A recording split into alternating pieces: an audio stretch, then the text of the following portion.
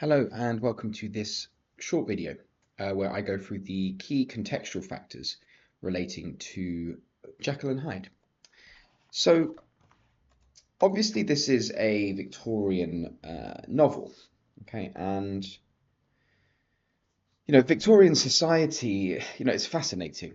Um, Specifically, the attitudes that people had towards things like wealth and the poor and appearance, public appearance, and science. So I'll just go through a few kind of key pieces of information. So first of all, this idea of respectability.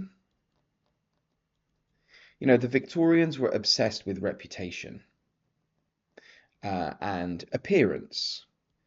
And in some ways, they believed that as long as you acted a certain way in public, then what you did in private could be tolerated. Now, generally, I'm talking about sort of sexual attitudes. I'm talking about certain crimes, criminality, certain sort of financial fraudulence, etc., etc. I mean, obviously, if you're too public with these things, you would be taken in and punished. But ultimately, Victorian society was really focused on respectability and the way that people carried themselves in public. What this led to was a lot of repression because although people were sometimes, not all the time, but sometimes able to enact their true desires, quite a lot of the time they were restricted.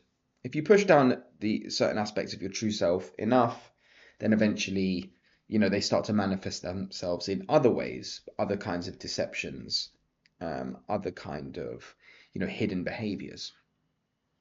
So again, Victorian society, Stevenson would have been fully aware of this way that we're supposed to carry ourselves versus actually people would truly like, and of course we see that through, our characters Jekyll and Hyde. Okay, the next thing to talk about is obviously science. Very important piece of context is obviously Darwin's um, theory of evolution, posited in the Victorian period. And obviously this had a massive impact on society because suddenly it questioned foundational beliefs in everything, but particularly in terms of religion, right? So what value um, would religion have in a world where we weren't created by God, but rather were evolved over time in this kind of iterative and interesting way? Um, what people worried about was there was a fear of degradation. And what I mean by it is, look, if we came from these, is it possible to return? Can we go backwards? There was a lot of unknown before people truly understood the implication of these things. And again, that's what we see in terms of Hyde, the troglodytic Hyde. Another key piece of information is obviously about London, which is the setting of the novel.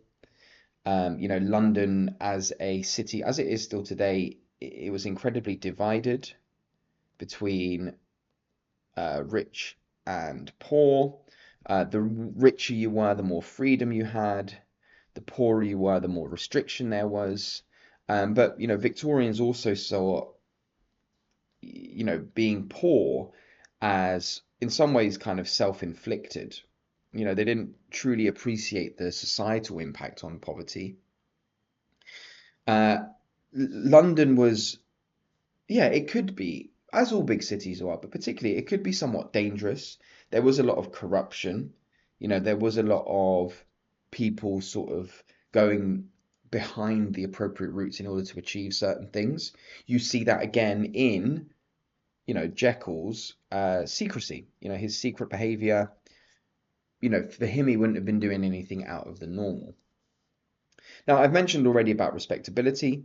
Of course, one of the great things that Victorians feared was scandal, so being implicated in some kind of illegal activity and ultimately tarnishing your reputation. Um, and we're dealing with just before the kind of real ramping up in sort of capitalist attitudes. on the back of the Industrial Revolution, lots of people were getting pulled into, thinking they could get rich in certain environments and then finding out it was all sort of not real. And there was this fear because obviously punishment was extreme, right? The punishment was extreme. And what I mean by extreme, you obviously had, capital punishment. You still had examples of sort of, embarrassing punishments, things designed to kind of shock people and shame people into behaving in the correct way, which obviously didn't always work. And lastly, in terms of Stevenson himself, well, we'll know that Stevenson grew up in a Calvinist, which is quite a strict form of Christianity. But through his studies, he obviously encountered scientific influence. And so I guess within himself, there was this, as I kind of said over here, internal struggle between his foundational Christian beliefs and his newly discovered scientific understanding. And we see that play out a little bit in his novel, Jekyll and Hyde.